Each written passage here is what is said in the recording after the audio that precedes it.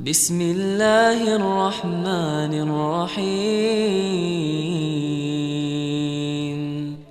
Bismillahirrahmanirrahim. Assalamalaikum. My name is James Frankel. I'm going to be speaking to you a little bit about my experiences coming to Islam. I'm speaking to you now from Honolulu, Hawaii, and it is September 2011. I'm sorry, 2010. Getting ahead of us. I am a professor of comparative religion, and I teach classes in Islam also at the University of Hawaii at Manoa. And I've lived in Hawaii now for just over 2 years, and just entering my third year. And some brothers asked me if I could speak about my experiences, so hopefully, inshallah, I can do this today, and if this is helpful to anybody, may Allah give us all hidayah. As I said, I came to Hawaii 2 years ago. Before that, I lived in New York City. I was born and raised in New York City, born in 1969, and grew up in Manhattan, and part of the time in Brooklyn, another few years of my life. For the most part, had a very happy family life. My parents raised me not with any particular religion, but I think with basic set of moral values. Actually, by heritage, my background is Jewish, but I grew up in a very secular household, and there wasn't a lot of religious practice.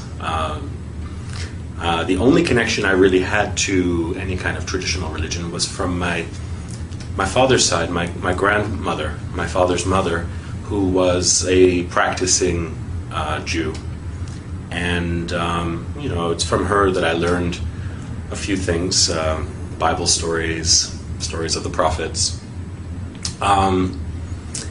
And for a brief period, my parents actually attempted to send me to a Hebrew school to learn more, but I was not very comfortable there, and actually got kicked out for asking too many questions.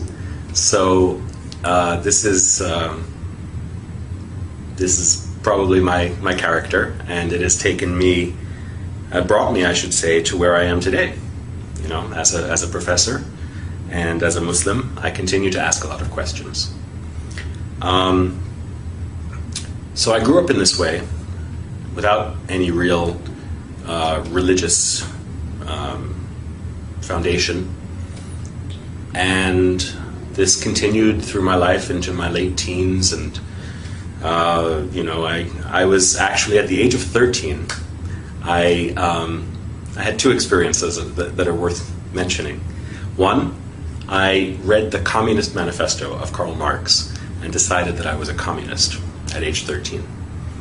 I thought the values were sound, and I thought the philosophy was potentially beneficial to people. Also at that time, I suppose this might be one of the earliest exposures to Islam that I can remember.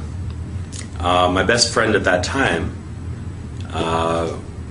was from Pakistan. I went to an international school, so I had friends from all over the world. I had a Pakistani friend who gave me a copy of the Quran and thought that it would be, he wanted me to read it. He said, "I don't want you to go to hell." And of course, at that time in my life, thoughts of hell or heaven were not really in my consciousness.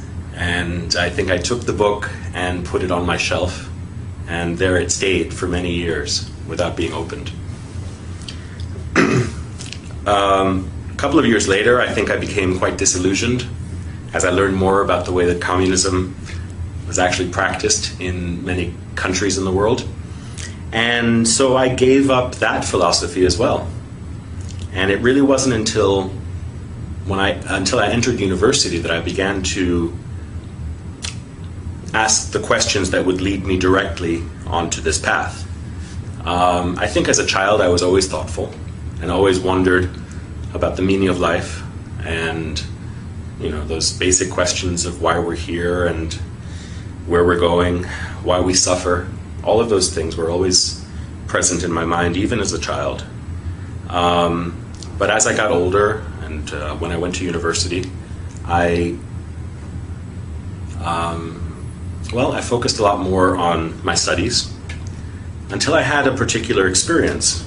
You remember the grandmother that I mentioned before? When I was in university, I was living in Washington, D.C., and I got a phone call from my cousin who was going to school in Maryland. And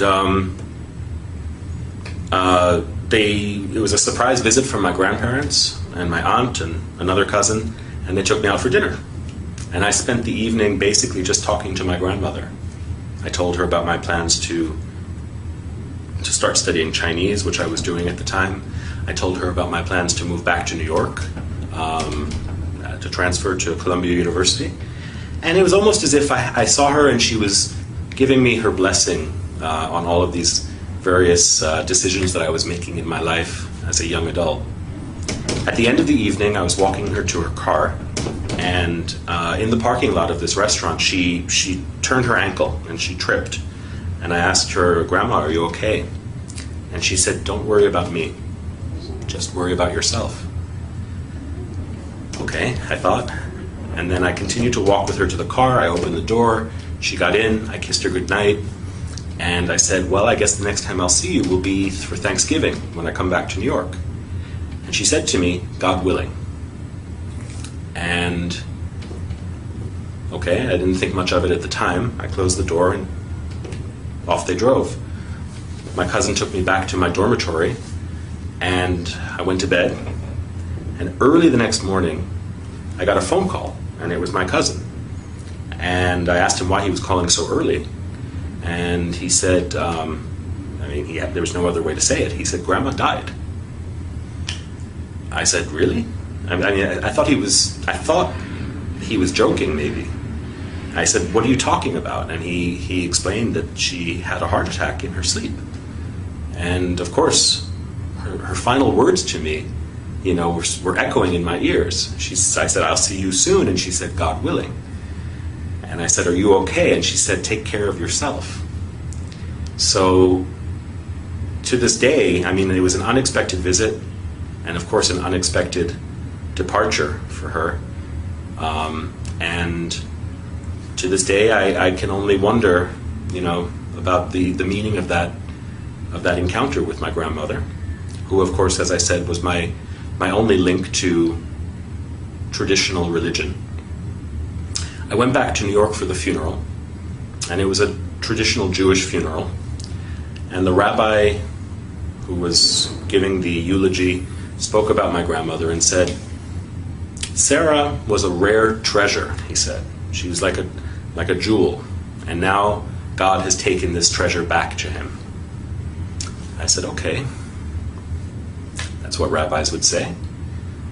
When the rabbi came to my grandfather's house to pay his respects, I wanted to ask him some questions. I wanted to ask him questions about certain practices that are practiced in a Jewish home at the time of someone's death. And he told me, "Don't worry about those things." He said, "That's just tradition." I said, "Okay, then how about this? In your sermon, you said that my grandmother, I don't know how well you knew her, but you said that she was taken by God. So where is she? And for that matter, where will I go? Where will you go? Where do any of us go? And why are we here?" And all of those questions that well up in the human heart. And the rabbi, I remember very clearly, he looked at his watch and he said, "I have to go."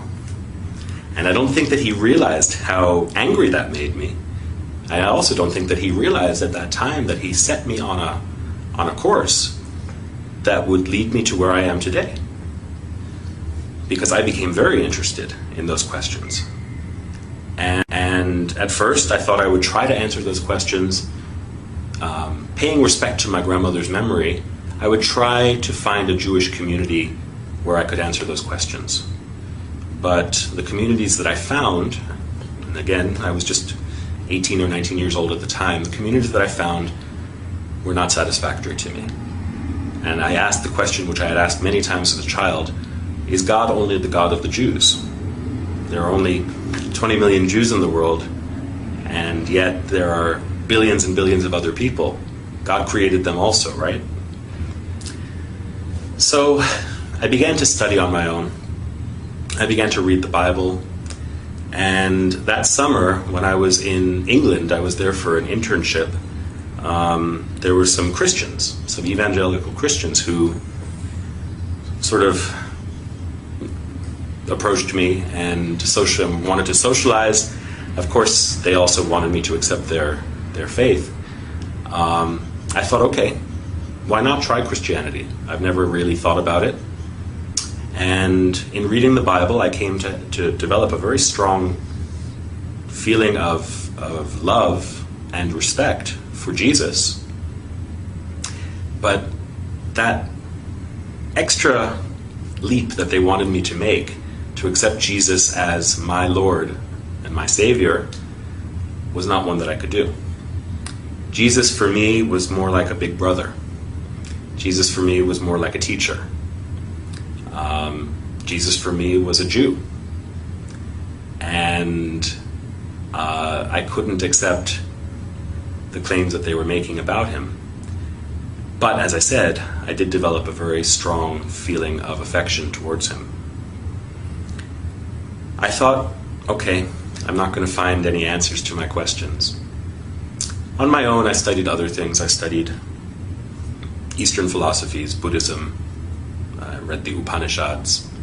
I studied Western philosophies, particularly Greek and Roman Stoic philosophy. But nothing really was answering the profound questions that I had.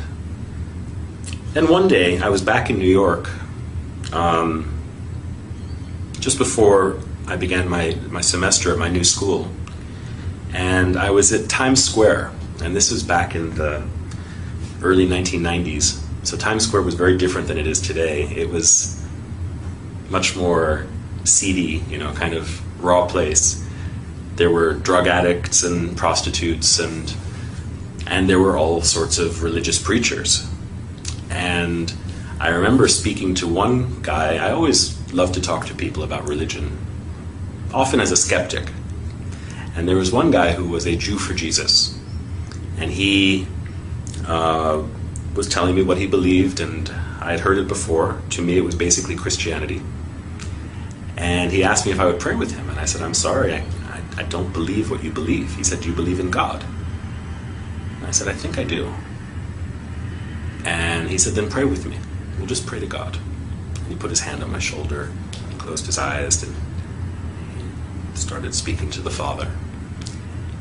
And with his eyes closed, I started to look around at where I was, and I saw at the other corner these men with long black beards, white robes, like jalabiya, white turbans. They were African or African American, but they looked like they had walked right off the pages of the Bible. They looked like Noah or Abraham or something like that. So I thought, well, I know you shouldn't judge a book by its cover, but why not? Why not talk to them? And I went over after the Jew for Jesus finished praying. I went over to them and I asked them what they were preaching. And they told me I probably wouldn't be interested in it. And I said, why not? And they said, well, because you're the devil. I said, really? I'm the devil. And they said, well, all white men are devils. And I said, if I'm the devil, let me just ask you this one question. If I am the devil, why am I so thirsty to know God? And they explained to me that even the devil believes in God. And I asked them, I said, where did you get this knowledge? I actually knew, I had written a paper in college about Malcolm X and the Nation of Islam. And so I understood that they were probably some derivative of that black nationalist movement. But I asked them what their source was for this claim of my satanic nature. And they gave me some verses from the Bible, Book of Daniel, I think. And I said, no. If I want the Bible, I can go down the street to the Jew for Jesus or to some other Christian. What about your book? Don't you read the Quran? And they said, yes. And so they gave me some verse to read from Surat Al-Kahf. And I took it home. I took home the paper that I wrote it on, and immediately I went up to my bookshelf where I had the Quran that was given to me about 6 years earlier by my friend Mansour. And I started reading. I looked for the passage that they had directed me to. And of course I read it, and there was no indication there that I was the devil or that any other white person was the devil. But since I started reading, I went to the beginning of the book, and I just began to read. And I read, and I read, and I read until I fell asleep with the book in my hands. And the next day, I read, and I read, and I read when I had some free time. And any time I had free time, between classes, when I was commuting to school on the New York City subway, I was just reading the Quran. And it moved me in a way that other books hadn't. Certainly in a way that the Bible didn't. The Quran's directness and the fact that the Lord of the worlds, right, the Creator, as the book describes the author, is speaking directly to you at times, very direct way, very intimately. It moved me in a way that I had not felt before, and I can't tell you where or when exactly. I know that there were times that I would read it, and sometimes I could feel tears in my eyes and running down my face. Sometimes I would read it and the hair on my arm would stand up, or on the back of my neck. And I can't pinpoint precisely the time or the place, but at some point I think that I had realized that I was reading the words of God.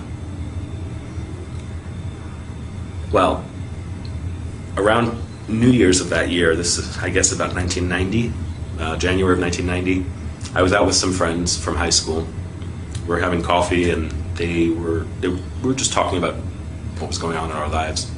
They asked me, what do you believe these days? Because they knew me when I was a communist, and they knew me when I went through many different phases as a young person. And they knew me as someone who didn't really believe in anything. So they asked me, and I said, well, I believe in God. And they said, really? What God? I said, there's only one God. And they said, where did you get this from? And I said, well, for me, it was from reading the Quran.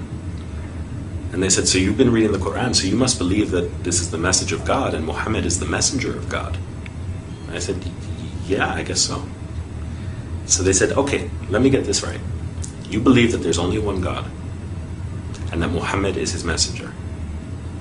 I said, yeah, when you put it that way, I do. And they said, you're a Muslim. And I laughed. I said, I'm a Muslim? You're a Muslim. You're from Pakistan. I'm just a guy who believes in God. They said, no, you're a Muslim. If you believe that there is no God but the one God and that Muhammad is his messenger, you are a Muslim. And I was in shock. For the next few days, had to think about what that meant. And I contacted my friend Mansour, the one who had given me the Quran when I was 13 years old. He was at University of Pennsylvania, and he was working in the Muslim Students Association there, I think. I thought I'd heard that. And so I asked him if he could send me some literature that might, give an introduction to Islam, and also, the life and the requirements, I guess, of a Muslim. And he sent me a book or two, and one book in particular, Islam in Focus. I can't remember the author's name right now, but this book provided a very good introduction, not only to basic beliefs, but also to the 5 pillars of Islam. And I learned how to make salat. I learned how to pronounce the Shahada. I learned how to make my wudu, all of these things from that book. And I started praying. I guess you could say I was a closet Muslim, because I was living in my parents' home at that time, and I would close the door and I would say my prayers. And even the first time that I ever fasted in the month of Ramadan, I did it completely on my own. I had no community. I just found out what time the sun would rise and what time the sun would set, and ate at the times that were permitted. And so for the first 6 or 8 months of my life as a new Muslim, I did this completely alone. And my guide was the Quran and the book of this scholar. And that's the story of how I embraced Islam, actually. At a certain point, I had to tell my family. And so this was sort of coming out of the closet. And one night at dinner, I was sitting with my family, and I told them, I said, I've been reading the Quran. They said, yeah, we know. We've seen you carrying it everywhere. And I said, I really believe it. And I said, what I've learned is that besides believing, there are certain practical implications of that belief, which I have chosen to follow also. So I guess that makes me a Muslim. My mother's reaction was very strong. She cried. And I think she asked herself, and probably looked at my father and thought, where did we go wrong? How did this happen? I think my father's approach was much more relaxed. He probably thought to himself, well, my son was a communist when he was 13. He was, a skinhead when he was 16. He went through so many different phases, maybe this is just another phase. And I suppose both my mother and my father were onto something. I mean, this was a phase, but it wasn't just a passing phase, or so I thought, or hoped. And my mother must have realized that I was serious. But of course her reaction was one of fear and regret, which I suppose are understandable when one is ignorant and only has distorted perceptions based on misinformation or limited information. So there were great challenges in those first years trying to communicate with my parents. I have to say, alhamdulillah, they are very understanding, and they've been very patient, and we've come to a better understanding. At first I think my mother worried that I would turn into some kind of a monster. But I tried to reassure her that, since embracing Islam, I'm a better student. I think I'm a better son, And, it wasn't as though I was a bad person before Islam. Maybe for some people, setting foot on this path is necessary for them to be able to reform themselves. In my case, I thanked my parents, actually, for giving me the values that I was able to recognize when I came to Islam. And as I said, I wasn't a bad person, inshallah. Islam has made me, makes me, and will make me a better person. So, everybody's path is different, how they get there, and even once they embrace Islam, everybody has a different way of understanding this path. For me, it has a lot to do with learning and knowledge. I think that the basic purpose of life, the basic purpose of Islam, is to gain knowledge. knowledge of ourselves, knowledge of our world, of our universe, and knowledge of our intimate relationship with Allah. So this has propelled me into my career. I don't know that I would be a professor today if I hadn't become a Muslim. I'm not saying that everybody should be a professor, but for me it's been a long journey of learning and now teaching. Along the way I've gained a great respect and appreciation for other religions also, which I don't think I would have had I not had this grounding in Islam. And I think that something that new Muslims should take to heart is that, when one becomes a Muslim, one doesn't become a different person. Rasulullah sallallahu alaihi wasallam said that people bring to Islam what they had before. So even among his companions, there were people who had special talents or challenges, and these are ones that they would have to continue to work with or to work on after entering the path. So similarly, I think I can say that's true for me. There are many challenges, and life continues to have its struggles. It just requires patience. For me, this is almost a 20-year journey, and only Allah knows how and where it will end.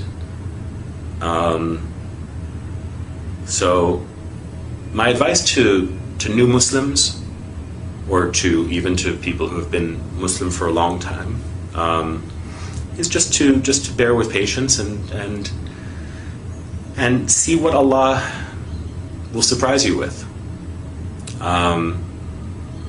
Not with fear, but with love and with hope.